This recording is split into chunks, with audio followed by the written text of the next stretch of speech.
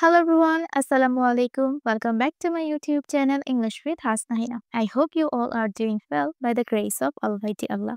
আজকের ক্লাসে আমরা খুবই গুরুত্বপূর্ণ টপিক নিয়ে আলোচনা করব সেটা হচ্ছে ডু ডাজ ডিড কখন আমরা ডু ডাজ ডিড ব্যবহার করি আজকে আমরা শিখব তার সাথে আমরা পজিটিভ সেন্টেন্স নেগেটিভ সেন্টেন্স এবং কিভাবে ডু ডাজ ডিড দিয়ে আমরা প্রশ্ন করতে পারি সেটা আজকে আমরা শিখব এই ভিডিওটা দেখার পর আশা করছি আপনাদের ডু ডাজ নিয়ে আর কোনো কনফিউশন থাকবে না সারা জীবনের জন্য ডু ডাজ আপনাদের মুখস্থ হয়ে যাবে ওকে ফার্স্টে আমরা দেখব ডু এর ব্যবহার আচ্ছা তার আগে একটা কথা বলি ডু ডাজ আমরা প্রেজেন্ট টেন্সে ব্যবহার করে থাকি বর্তমান সময়ে কোনো কাজ বুঝালে ডু ডাজ হয় কি কোনো কাজ বুঝালে আমরা বর্তমান সময়ে ব্যবহার করে থাকি ডিড আমরা ব্যবহার করি অতীতে ওকে এখন দেখি যে কখন আমরা কোন সাবজেক্টের ক্ষেত্রে আমরা ডু এবং কোন সাবজেক্টের ক্ষেত্রে ডাজ ডিড ব্যবহার করে থাকি ডু ব্যবহার করি আমরা ফার্স্ট পারসন সেকেন্ড পারসন এবং থার্ড পারসন প্লুরাল সাবজেক্টের ক্ষেত্রে প্লুরাল সাবজেক্ট যেমন ফার্স্ট পারসন কি আছে আই ভি সেকেন্ড পারসন হচ্ছে you and third person plural subject হচ্ছে দে ওকে দে অথবা যদি কোনো প্লুরাল নাউন থাকে যেমন আমরা যদি বলি চিলড্রেন ওকে চিলড্রেন এগুলোর ক্ষেত্রে আমরা কি ব্যবহার করব ডু ব্যবহার করব এখানে এটা বোঝানো হচ্ছে যে প্লুরাল নাউন কোনো থার্ড পারসন প্লুরাল সাবজেক্ট বা নাউন থাকলে আমরা কি করব আমরা ডু ব্যবহার করব তাহলে ডু কোন সাবজেক্টের ক্ষেত্রে হবে আই ভি ইউ দে বা কোনো যদি প্লুরাল সাবজেক্ট থাকে তখন ওকে এখন আসি ডাস কখন আমরা ডাস ব্যবহার করব ডাস আমরা সাধারণত সমস্ত থার্ড পারসন সিঙ্গুলার সাবজেক্টের ক্ষেত্রে ব্যবহার করে থাকি যেমন হি শি ইট অথবা কোনো ব্যক্তির নাম হতে পারে রহিম কোনো ব্যক্তির নাম একজন যখন আমরা বোঝাবো সিঙ্গুলার সাবজেক্ট তখন অথবা কোনো সিঙ্গুলার যদি নাউন থাকে যেমন চাইল্ড ওকে চাইল্ড এই চাইল্ড কি একটা চাইল্ড মানে বোঝাই যে আমরা একজন শিশু তখন কিন্তু আমরা ডাস ব্যবহার করব ওকে তাহলে ডাস কখন হবে হি শি ইট এগুলো হচ্ছে সব singular third person singular subject কোনো ব্যক্তির নাম একজন ব্যক্তির নাম অথবা কোনো সিঙ্গুলার নাউন যেমন শিশু চাইল্ড ওকে এখন আসি আমরা ডিড কখন ব্যবহার করব আমরা এই সমস্ত সাবজেক্টের ক্ষেত্রে ডিড ব্যবহার করতে পারি সবগুলোর ক্ষেত্রে I you we they he she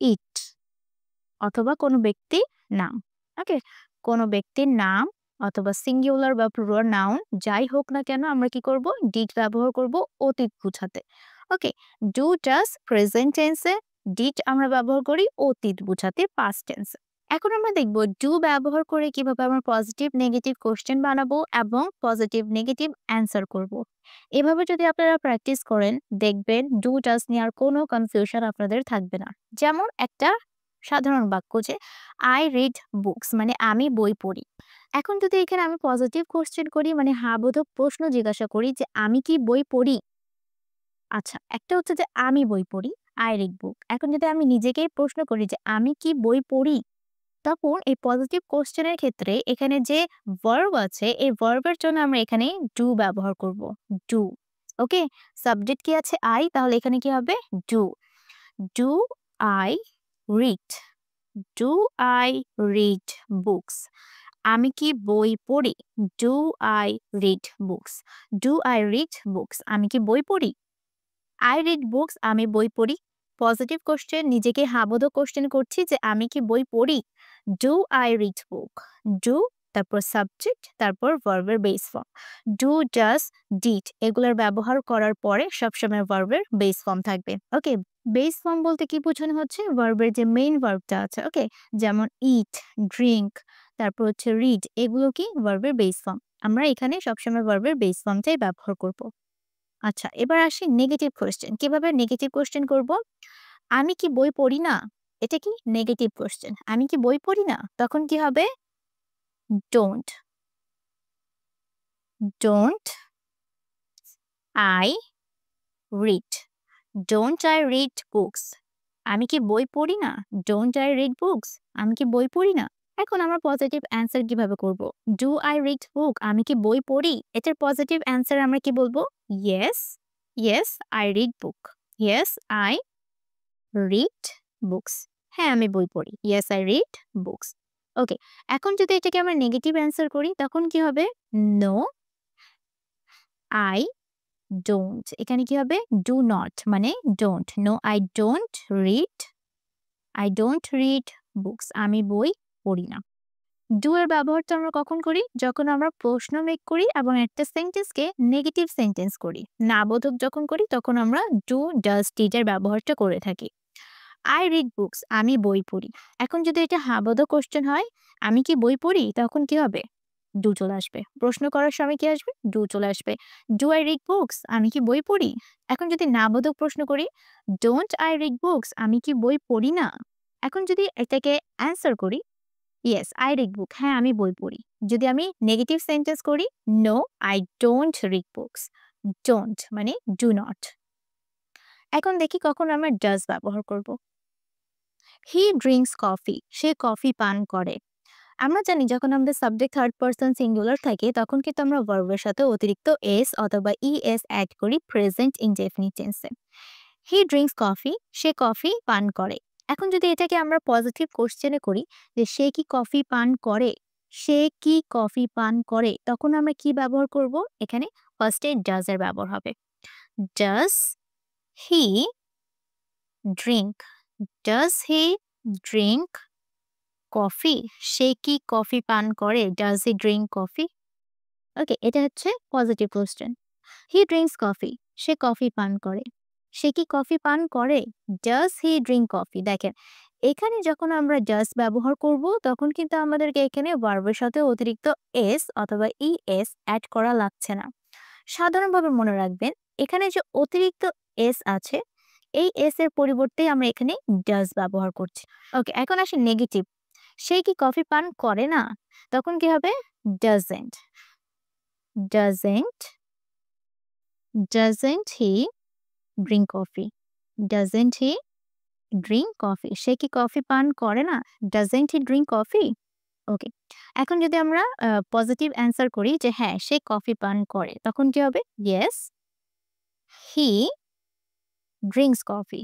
okay, he drinks coffee. সে কফি পান করে। ওকে। এখন যদি এটাকে যদি আমরা নেগেটিভ অ্যান্সার করি যে না সে কফি পান করে না তখন কি হবে? নো, হি এখানে কি হবে বলেন তো? Does not. ওকে, না বোধক তাহলে কি হবে? Does not. He does not drink coffee. He does not drink coffee. সে কফি পান করে না। হি ড্রিঙ্কস কফি। সে কফি পান করে। এটাকে যদি আমি পজিটিভ করি যে সে কি কফি পান করে, পজিটিভ কোশ্চেন, তখন কি হবে? ডাজটা আগে চলে আসবে। Does he drink coffee? সে কি কফি পান করে না? Doesn't he drink coffee? Okay, যদি আমাদের কোশ্চেন থাকে ইয়েস, হ্যাঁ সে কফি পান করে, তখন কি হবে? হি ড্রিঙ্কস কফি। হি ড্রিঙ্কস কফি। এখানে কিন্তু ভার্বের সাথে এস যুক্ত হবে কারণ এটা হচ্ছে একটা পজিটিভ সেন্টেন্স। যদি আমরা বলি নো, সে কফি পান করে না, তখন কি হবে? He does not drink coffee. Does not. এখন দেখবো আমরা ডিড এর ব্যবহার।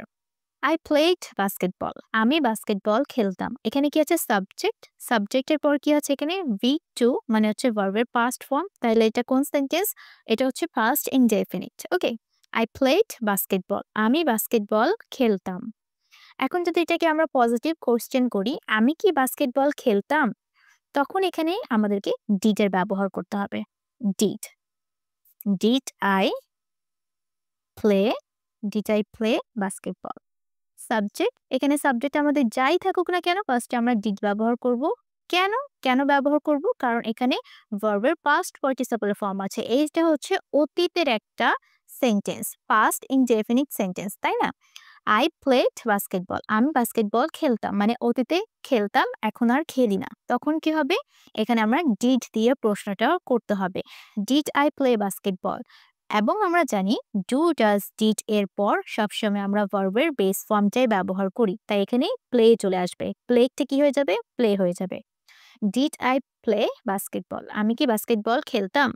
এখন যদি বলি আমি কি বাস্কেটবল খেলতাম না, তখন কি হবে? Didn't. Okay? Didn't I play? Didn't I play basketball? তারপরটা হচ্ছে পজিটিভ অ্যান্সার। যদি এটাকে আমরা পজিটিভ অ্যান্সার করি যে, "ইয়েস, আমি বাস্কেটবল খেলতাম।" তখন কি হবে? "Yes, I played basketball." কিভাবে আমরা নেগেটিভলি অ্যান্সার করব যে, "না, আমি বাস্কেটবল খেলতাম না।" তখন কি হবে? "No, I didn't." এখানে কি হবে? I didn't play.